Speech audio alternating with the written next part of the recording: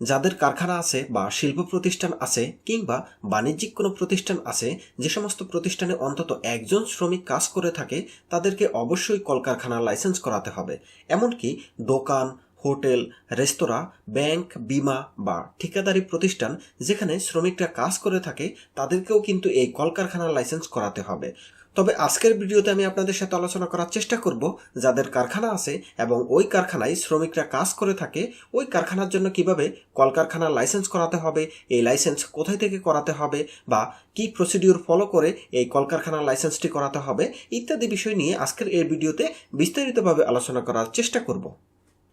একটি কারখানার নিরাপদ কর্মস্থল, সুন্দর কর্মপরিবেশ ও শ্রমিকদের জন্য উন্নত জীবনমান সাধনের লক্ষ্যে শ্রম ও কর্মসংস্থান মন্ত্রণালয়ের অধিভুক্ত কলকারখানা ও প্রতিষ্ঠান পরিদর্শনের অধিদপ্তর কাজ করে থাকে। মূলত এই কলকারখানা ও প্রতিষ্ঠান পরিদর্শন অধিদপ্তরের মূল কাজই হচ্ছে একটি কারখানায় যে সমস্ত শ্রমিকরা কাজ করে থাকে তাদের কর্মপরিবেশ ঠিক করা, তাদেরকে সুন্দরভাবে যাতে তারা কাজ করতে পারে সে পরিবেশ নিশ্চিত করা, তাদের যে ন্যায্য মজুরি আছে সেই ন্যায্য মজুরি প্রাপ্তির জন্য কাজ করা ইত্যাদি কাজগুলো কিন্তু এই কলকারখানা ও প্রতিষ্ঠান পরিদর্শন অধিদপ্তরের লোকেরা করে থাকে। সুতরাং যাদের একটি কারখানা আছে তাদেরকে কিন্তু অবশ্যই এই কলকারখানা ও প্রতিষ্ঠান পরিদর্শন অধিদপ্তরের কাছ থেকে কারখানা লাইসেন্স করতে হবে, অন্যথায় আপনারা কিন্তু কারখানা চালাতে পারবেন না, চালালেও সেটি বেআইনি হবে। তো এবার চলুন জেনে নিই কোথায় থেকে একটি কারখানার জন্য এই কলকারখানা লাইসেন্সটি করাতে হবে। আপনাদের কারখানাটি যে জেলাতে অবস্থিত ওই জেলার কলকারখানা ও প্রতিষ্ঠান পরিদর্শন অধিদপ্তরের যে আঞ্চলিক অফিসটি রয়েছে সেখান থেকে কিন্তু আপনাদের কারখানার জন্য এই কলকারখানা লাইসেন্সটি করাতে পারবেন। আর কোনো জেলাতে যদি এই আঞ্চলিক অফিসটি না থাকে সেক্ষেত্রে আপনাদের যে বিভাগীয় অফিস রয়েছে সেখান থেকেও কিন্তু আপনারা চাইলে এই কলকারখানা বা প্রতিষ্ঠান পরিদর্শন অধিদপ্তরের আঞ্চলিক বা বিভাগীয় অফিস থেকেও কিন্তু আপনারা আপনাদের কারখানার জন্য এই কলকারখানা লাইসেন্সটি করাতে পারবেন। এরপর চলুন দেখে নেই একটি কলকারখানা লাইসেন্সের আবেদনের সময় আপনাদের কি কি কাগজপত্রগুলো দিয়ে আবেদন করতে হবে। এক্ষেত্রে প্রতিষ্ঠানের ট্রেড লাইসেন্সের কপি দিতে হবে। দ্বিতীয়টি হচ্ছে প্রতিষ্ঠানটি যদি লিমিটেড আইনে নিবন্ধিত হয়ে থাকে সেক্ষেত্রে ওই লিমিটেড কোম্পানির memorandum, articles of association, certificate of ইনকর্পোরেশনের কপিগুলো দিতে হবে।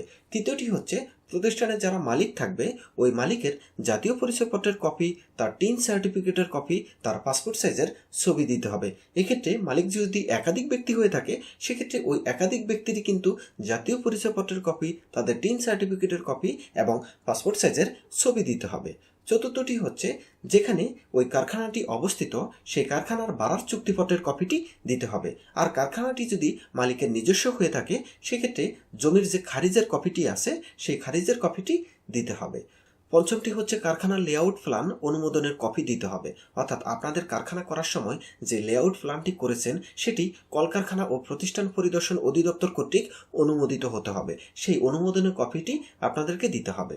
ষষ্ঠ হচ্ছে কারখানা বা প্রতিষ্ঠানে যে সমস্ত শ্রমিক বা কর্মচারী রয়েছে তাদের পূর্ণাঙ্গ তালিকা দিতে হবে, অর্থাৎ আপনাদের কারখানায় যে সমস্ত শ্রমিকরা রয়েছে বা কর্মচারীরা রয়েছে তাদের ডিটেলস তালিকা দিতে হবে। সপ্তমটি হচ্ছে আপনাদের প্রতিষ্ঠানের ফায়ার সার্টিফিকেটের কপি দিতে হবে। এবং অষ্টমটি হচ্ছে আপনারা এই আবেদনের জন্য যে নির্ধারিত ফি আছে সেই ফির ট্রেজারি চালানের কপিটি সংযুক্ত করে দিতে হবে। তো উপরোক্ত কাগজপত্রগুলো যথাযথভাবে প্রস্তুত করে সমস্ত কাগজপত্রগুলোকে কম্পিউটারে স্ক্যান করে আপনাদেরকে অনলাইনের মাধ্যমে এই লাইসেন্সের জন্য কলকারখানা ও প্রতিষ্ঠান পরিদর্শন অধিদপ্তরের ওয়েবসাইটে গিয়ে সেখানে আবেদন করতে হবে। আবেদনের পরবর্তীতে আপনাদের সমস্ত কাগজপত্রগুলো কিন্তু এই কলকারখানা ও প্রতিষ্ঠান পরিদর্শন অধিদপ্তরের যে নির্ধারিত কর্মকর্তা আছে তারা যাচাই বাছাই করে দেখবে।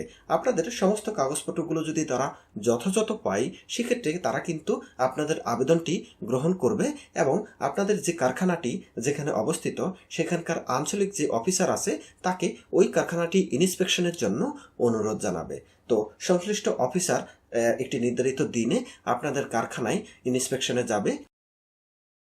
তো দায়িত্বপ্রাপ্ত কর্মকর্তা যখন আপনাদের কারখানা পরিদর্শন করবে তিনি যে সমস্ত বিষয়গুলো দেখার চেষ্টা করবে তার মধ্যে প্রথমটি হচ্ছে বাংলাদেশের যে শ্রম আইন রয়েছে সেই শ্রম আইনের বাস্তবায়ন আপনাদের কারখানায় করা হচ্ছে কিনা, অর্থাৎ বাংলাদেশের শ্রমিকদের কল্যাণের জন্য যে শ্রম আইন রয়েছে সেই শ্রম আইনের যথাযথ বাস্তবায়ন আপনাদের কারখানায় শ্রমিকদের উদ্দেশ্যে করা হচ্ছে কিনা সেটি কিন্তু দেখার চেষ্টা করবে।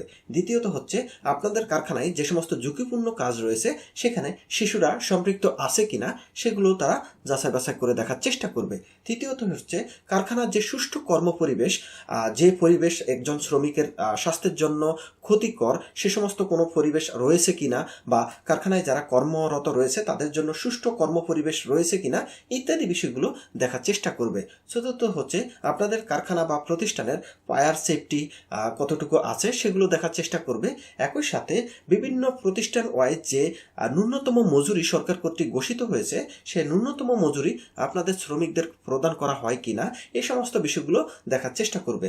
তো উপরোক্ত বিষয়গুলো দেখে উনি যদি সন্তুষ্ট হয়, সেক্ষেত্রে উনি একটি প্রতিবেদন মহাপরিদর্শক বা উপমহাপরিদর্শক বরাবর প্রেরণ করবে।